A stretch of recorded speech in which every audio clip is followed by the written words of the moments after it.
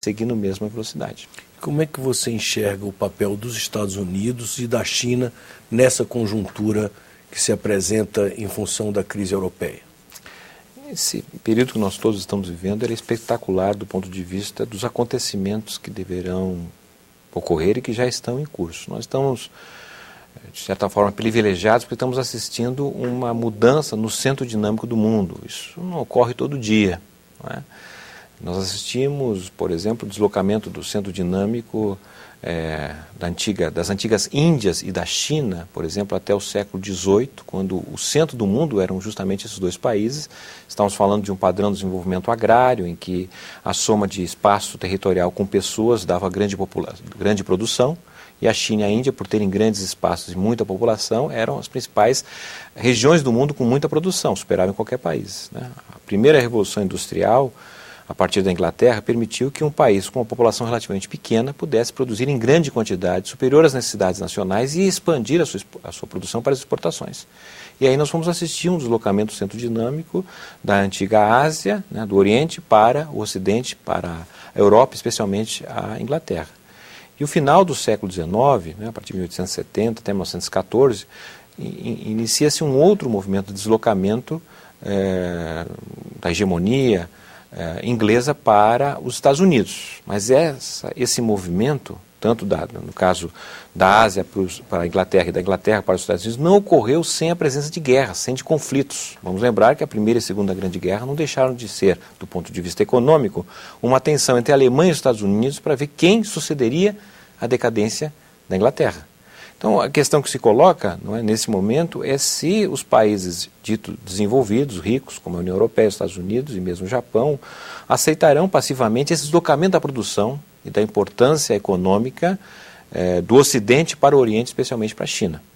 Há um fato novo, né, que é justamente o reposicionamento do Departamento de Estado dos Estados Unidos, a partir de uma visão estratégica do Partido Democrata, não é, de retirar as forças militares da União Europeia, do Oriente Médio, e cada vez mais se concentrar do ponto de vista do que está ocorrendo na Ásia. Há uma interpretação dentro do governo dos Estados Unidos de que essas quase 2 décadas em que os Estados Unidos se concentrou no Oriente Médio, especialmente no tema do petróleo, esvaziou a importância econômica dos Estados Unidos, cujos gastos militares foram crescentes, tendo em vista os conflitos militares, e isso abriu uma avenida praticamente para a expansão chinesa, e que agora começa então a ser percebida como um novo espaço de construção, de reconstrução da hegemonia norte-americana. Então, no nosso modo de ver, nós teremos pela frente possivelmente uma tensão crescente entre os Estados Unidos e a própria China. E você vê no horizonte próximo o risco de uma guerra, uma nova guerra, um novo front, tipo Irã, Israel, envolvendo ali os Estados Unidos, Israel contra o Irã? Do ponto de vista racional, é muito difícil imaginar que nós teríamos um conflito de grandes proporções, especialmente envolvendo países que possuem armamento nuclear, não é? Porque nós temos, infelizmente, ainda hoje, uma quantidade de armamento nuclear que é possível de destruir o planeta em algumas vezes. Várias vezes. Não é isso? Há aqueles que já possuem a bomba atômica, não é? Defende apenas e tão somente o clube tão restrito e praticamente são contra a entrada de outros países. Estamos acompanhando a tensão no caso do Irã, né, que está rodeado de países que possuem bomba atômica, e eles que têm uma grande reserva de petróleo e gás, né, certamente se sentem ameaçados por essas circunstâncias, ademais de outras razões. Mas eu não descarto realmente a guerra como, se já pensado no passado, né, como uma continuidade da diplomacia, quando ela não oferece resultados concretos. A guerra termina sendo também uma continuação da própria diplomacia, só em outros termos, né? Então, imaginávamos, né, alguns acreditavam inclusive que com o fim da Guerra Fria nós entraríamos num mundo de maior pacificação, né, e não foi isso que nós temos verificado. E o reflexo da crise sobre a economia brasileira? Nós vamos ter uma nova marolinha, vem aí um problema grande mesmo, um tsunami. Como é que você avalia os riscos dessa crise sobre a nossa economia? Então, nós deveremos ter não somente neste ano, porque nós trabalhamos com a perspectiva de que essa crise possivelmente possa durar inclusive uma década.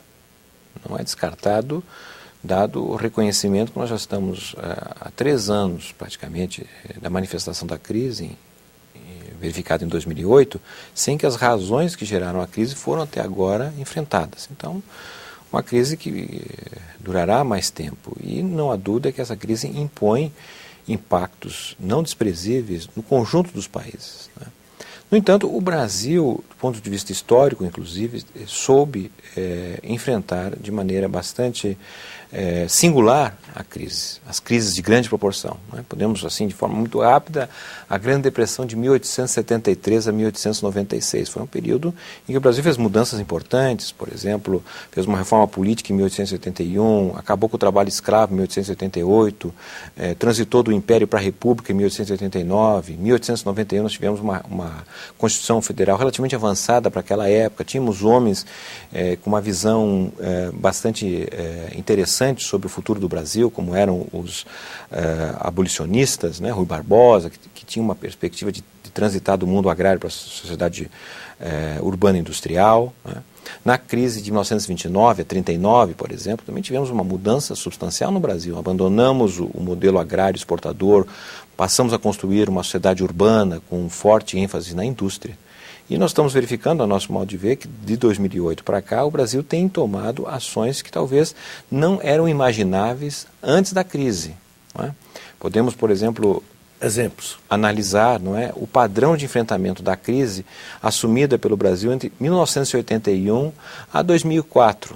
Né? Toda vez, nesse período de 81, da crise da dívida externa em 81, 83, e depois as demais crises financeiras que foram ocorridas, não é, nós internalizávamos a crise, não a enfrentávamos, né? Tinha uma expressão que se usava à época de que toda vez que os Estados Unidos tossia, o Brasil pegava uma pneumonia.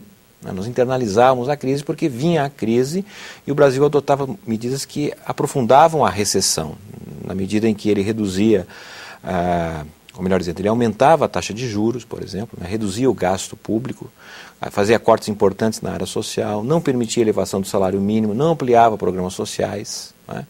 E em 2008 o Brasil rompe com esse padrão de enfrentamento das crises passadas e assume um modelo anticíclico, não é, de redução da tributação.